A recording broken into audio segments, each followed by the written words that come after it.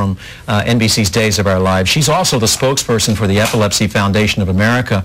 And in the break, I asked you how you found out about the Epilepsy Foundation, because you said you felt lost. There was no place to go for help. You had this sort of understanding of what epilepsy might be, but it isn't always that. How did you get help? I called the number that my doctor had gave me, Dr. Williams, that we finally found. She was a lovely doctor. And she told me that I have an organization called DDD. Okay. And I said, I don't know what that is either. And it's a developmental disorder for, you know, yes, institution. And they got me in contact with the Epilepsy Foundation. And they called me and they said, Miss Howard, we're from the Epilepsy Foundation. I said, really? And they said that we would be like to be talking to you and sending you out newsletters, you know, for your son and you. And I said, well, thank you. So they offered you, all.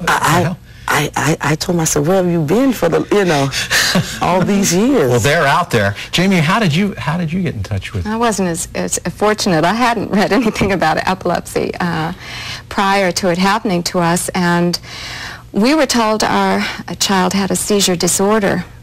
And so it wasn't until a year and a half after John was diagnosed that we were speaking with a psychiatrist for family counseling who said, well, with epilepsy, and I said, no, you don't understand. Our child has a seizure disorder. And he said, no, you don't understand that means he has epilepsy. And I ran home and looked it up in the phone book and called the local chapter, who sent me these pamphlets that I could give to the teachers at school, and things where I sat all my family down and started reading to them. Not that they were very interested at the time, but it was a start.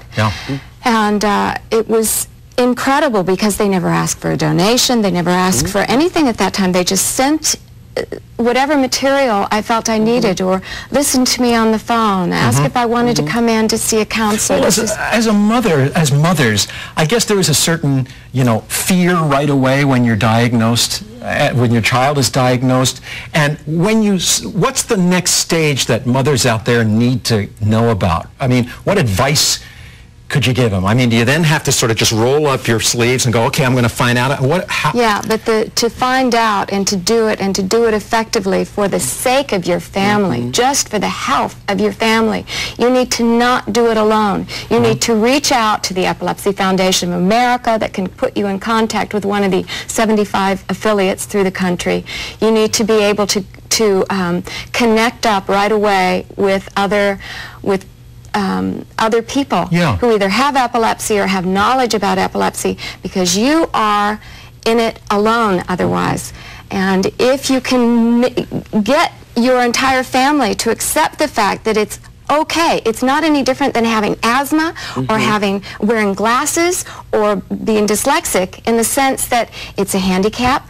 There shouldn't be a shame attached to it, but there is, because until probably around the early 70s, it was not understood as well as it is today. Well, as we said, I only knew what was in movies and so forth and what I had heard about, and a lot of that is very wrong, and the Epilepsy Foundation has helped change a lot of that attitude. Yes. I want to ask you, this must be, you know, it must be very isolationist for this child to be just, you know, away from other kids and so forth. Well, he doesn't really have much interaction there. And what I'm getting to is there is a wonderful camp for kids that I don't know whether you know about, that suffer from epilepsy. And the Epilepsy Foundation runs this camp, correct? Yes, and Jamie has something that she's going to tell you about that camp.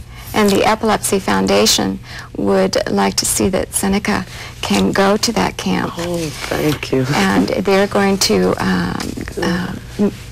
meet the expenses for that. Good. And you are going to be able to allow him to go away from you. And even though I know, because I'm a mom too, that you're going to be concerned, it's going to be a great break for you for a little while to know that your child is protected and taken care of, and with other people who have problems like his and who know how to care for him and how to love him like a mom. That's what I need. And this is for you from this wonderful foundation, and I want to reiterate that it's at no charge, thanks to them. And you mentioned earlier that Seneca, because of the medication, has gotten heavier. Yes. And it's very difficult for him to get the proper clothing and feel cool. And that's very important for a young boy. Yes. Well, we call the folks over at Rochester Big and Tall. That's a shop in New York City, right in Manhattan. And David Butler is the branch manager over there. David, are you with us? Yes, I am, Bob. Hi, Bob. Hi, Jamie. Hi, Jewel. Hello. Hello to you, and welcome to the show. How can you help? Well, on behalf of Rochester Big and Tall, we'd like to do a small part to make sure that Seneca had a great time and looked his best at the camp he's going to attend. So I've dropped a nice gift certificate in the mail. I'm sending it on home to Jewel so that she can come down with Seneca and pick out some nice new duds so he'll look like a camper when he goes away. David, you're terrific. We're completely out of time for these first two segments, but we hope this helps. Yes, thank you. And you stay right there. We'll be back with more Have a Heart. Thank you.